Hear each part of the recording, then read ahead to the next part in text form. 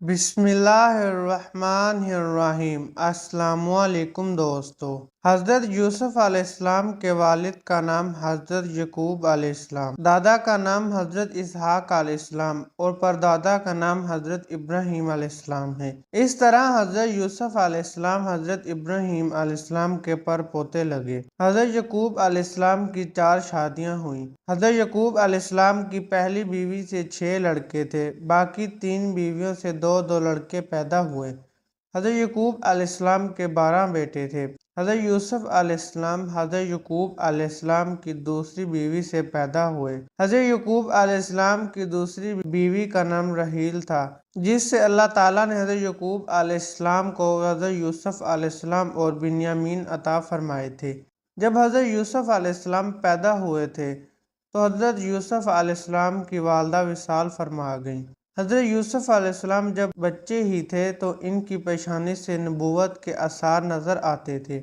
यही वजह थी कि हज़रत यकूब अलैहिस्सलाम अपने बेटे हज़रत यूसुफ अलैहिस्सलाम को दूसरे बेटों की निस्बत ज़्यादा प्यार और मोहब्बत किया करते थे। ये बात दूसरे भाइयों को गवारा ना गुजरती। हज़रत यूसुफ अलैहिस्सलाम के भाइयों ने हज़रत यूसुफ अलैहिस्सलाम को हसद की वजह से कुएं में फेंक दिया, जहां से निकालने के बाद एक ताजर ने आपको फरोख्त कर दिया और आप फरोख्त होते होते मिस्र के बाजार में आ गए। जब हज़रत यूसुफ अलैहिस्सलाम को मिस्र के बाजार में लाया गया तो पूरे मिस्र में ये बात मशहूर हो गई कि एक बहुत ही खूबसूरत लड़का मिस्र के बाजार में फरोख्त होने के लिए लाया गया है। हज़रत यूसुफ अलैहिस्सलाम के हुस्न के चर्चे हर तरफ फैल गए।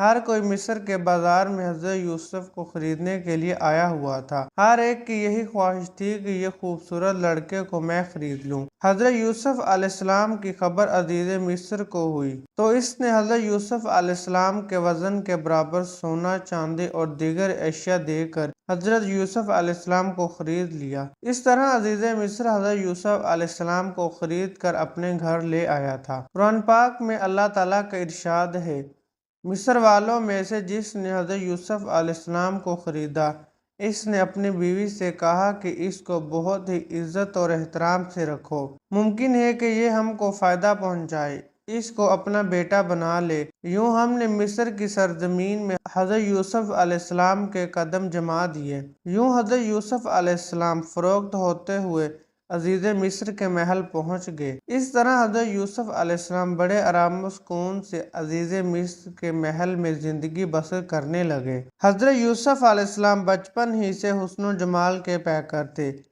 जब हज़रत यूसुफ अलैहिस्सलाम जवानी को पहुंचे तो आप अलैहिस्सलाम का हुस्न अरूज पर आ गया। जुलेखा की नज़र जब आप पर पड़ी तो वो आपके हुस्न जमाल को देखते ही रह गई। कुरान पाक में इरशाद बारी ताला है, वो जिस औरत के घर में था वो औरत इसको फिसलाने लगी और दरवाजे बंद कर लिए और कहने लगी, लो आओ। तो हज़रत यूसुफ अलैहिस्सलाम ने फरमाया, अल्लाह की पनाह, तेरा शोहर तो मेरा आका है, जिसने मुझे इज्जत दी, ऐसा जुल्म नहीं कर सकता। बेशक जालिम निजात नहीं पाते। जबकि जुलेखा ने अपने महल के दरवाजे बंद करके हज़रत यूसुफ अलैहिस्सलाम को गुनाहों की दावत देने लगी, लेकिन हज़रत यूसुफ अलैहिस्सलाम ने फरमाया कि अल्लाह ताला से डरो, बेशक अल्लाह ताला देख रहा है।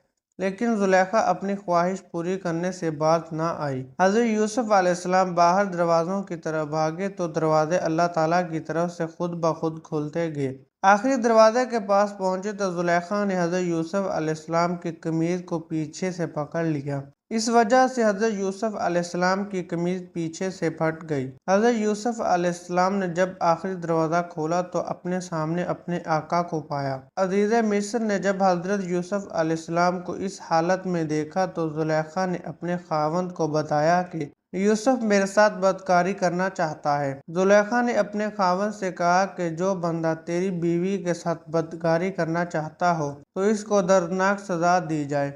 इरशाद बारी ताला है, यूसुफ बोले, यही मुझे अपनी नफसानी ख्वाहिश को पूरा करने के लिए बोल रही थी। इस वक्त अजीज़ मिस्र ने हज़रत यूसुफ अलैहिस्सलाम से पूछा कि तुम्हारे पास क्या सबूत है। रवायत में है कि एक छोटी नौमौलूद बच्चे ने हज़रत यूसुफ अलैहिस्सलाम की पाक दामनी की गवाही दी। इस छोटे से बच्चे ने कहा कि अगर कमीज आगे से फटी हुई तो हज़रत यूसुफ अलैहिस्सलाम गुनाहगार हैं, اگر قمیض پیچھے سے پھٹی ہے تو زلیخا گناہگار ہے۔ اس طرح اس بچے نے اللہ تعالیٰ کے حکم سے بول کر حضرت یوسف علیہ السلام کی پاک دامنی کی گواہی دی۔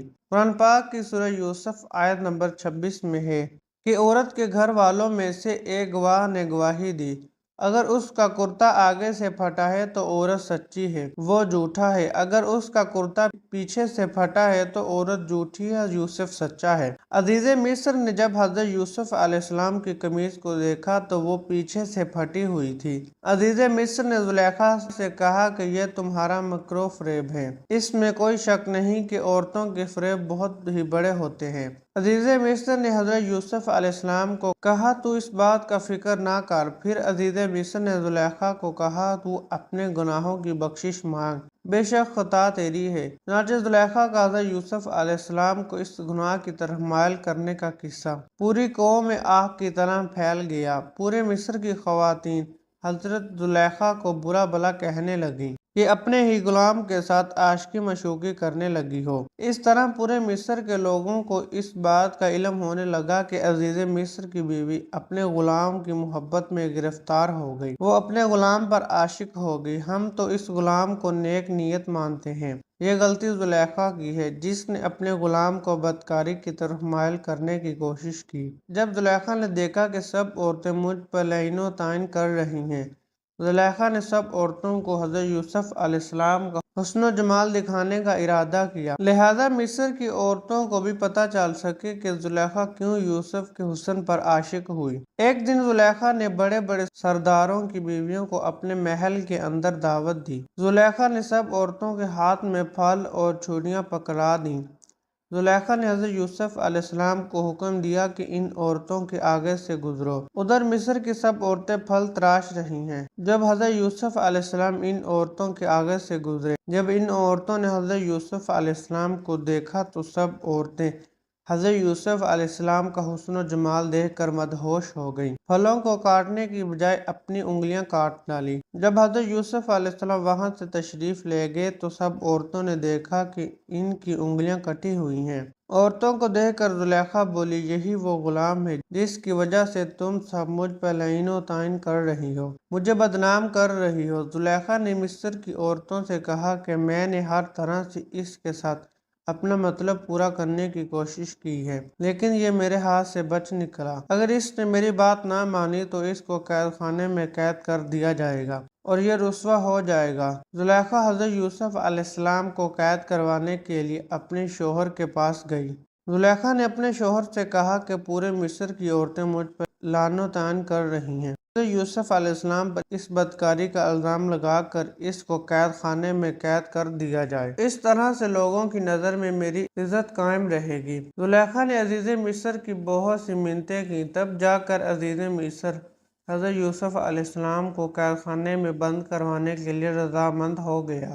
عزیز مصر حضرت یوسف علیہ السلام کے پاس گیا اور آپ علیہ السلام کو کہنے لگا، میری بیوی کی عزت پورے مصر میں نیلام ہو رہی ہے، اب آپ علیہ السلام کو قید خانے میں بند کرنا میری مجبوری بن گئی ہے۔ پھر عزیز مصر نے حضرت یوسف علیہ السلام کو قید میں ڈال دیا۔ اس طرح حضرت یوسف علیہ السلام نے بے گناہ ہونے کے باوجود بھی 7 سال قید میں گزار دیے تھے۔ 7 سال کے بعد عزیز مصر نے ایک عجیب خواب دیکھا جس کی تعبیر حضرت یوسف علیہ السلام نے بیان کی۔ یہ تعبیر بتانے کے بعد حضرت یوسف علیہ السلام کو قید سے رہائی مل گئی۔ اللہ کی قدرت سے عزیز مصر حضرت یوسف علیہ السلام پر ایمان لے آیا۔ عزیز مصر نے اپنی موت سے پہلے ہی اپنے سارے اختیارات حضرت یوسف علیہ السلام کے حوالے کر دیے تھے۔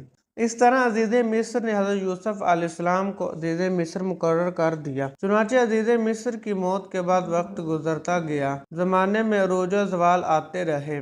عزیز مصر کی وفات کے بعد زلیخا مجبور اور تنگ دست ہو چکی تھی۔ زلیخا بوڑھی ہو گئی اور آنکھوں کی بینائی جاتی رہی۔ زلیخا کی یہ حالت دیکھ کر کسی نے زلیخا کو مشورہ دیا کہ آپ اپنی بے بسی حضرت یوسف علیہ السلام کے سامنے پیش کریں، شاید حضرت یوسف علیہ السلام کو آپ پر رحم آ جائے اور آپ کی مالی امداد کر کے آپ کو غنی کر دے۔ آپ کے شوہر نے بھی تو حضرت یوسف علیہ السلام پر نیکی کی ہے۔ آخر کار زلیخا ایک ایسے ٹیلے پر جا بیٹھی جہاں سے حضرت یوسف علیہ السلام گزرتے تھے۔ ادھر حضرت یوسف علیہ السلام اپنے 1,00,000 لوگوں کے ساتھ نکلے، جس میں آپ علیہ السلام کے وزیر اور مشیر بھی موجود تھے۔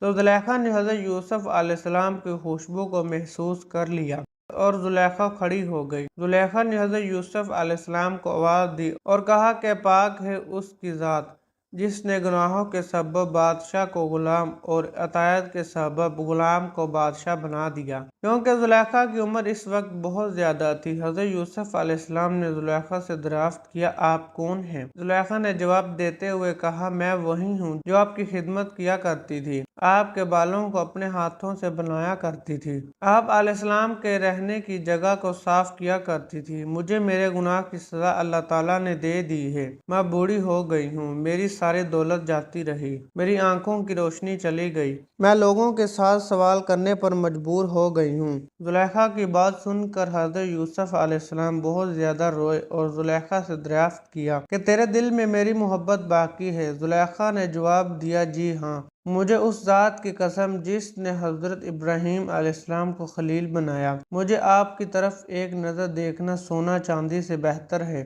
اس کے بعد اللہ تعالیٰ کی طرف سے حضرت یوسف علیہ السلام کو زلیخا کی طرف نکاح کا پیغام بھیجنے کا حکم ہوا۔ اللہ تعالیٰ کے حکم کی تعمیل کرتے ہوئے حضرت یوسف علیہ السلام نے زلیخا کی طرف یہ پیغام بھیجا کہ اگر آپ رضامند ہیں میں آپ سے شادی کرنا چاہتا ہوں۔ جب قاصد نے زلیخا کو یہ پیغام دیا تو زلیخا نے قاصد سے کہا مجھے علم ہے کہ وہ مجھ سے مذاق کر رہے ہیں، جب میں جوان تھی انہوں نے اس وقت میری طرف توجہ نہیں دی، اب وہ مجھ سے کیسے نکاح کریں گے؟ اب تو میں بہت زیادہ بوڑھی ہو چکی ہوں، میری بینائی جاتی رہی ہے۔ لہذا اللہ تعالیٰ کی رضا کے مطابق زلیخا اور حضرت یوسف علیہ السلام کا نکاح ہو گیا۔ حضرت یوسف علیہ السلام نے اللہ تعالیٰ سے دعا کی، اللہ تعالیٰ نے حضرت یوسف علیہ السلام کی دعا کو قبول فرما لیا۔ اللہ تعالیٰ نے زلیخا کا حسن و جمال پھر سے بحال کر دیا۔ اس طرح زلیخا پھر سے پہلے کی طرح جوان اور خوبصورت نظر آنے لگی۔ اللہ تعالیٰ نے حضرت یوسف علیہ السلام کو زلیخا سے 2 بچے عطا کیے۔ اللہ تعالیٰ نے حضرت یوسف علیہ السلام کو مصر کے غلام سے مصر کا بادشاہ بنا دیا تھا۔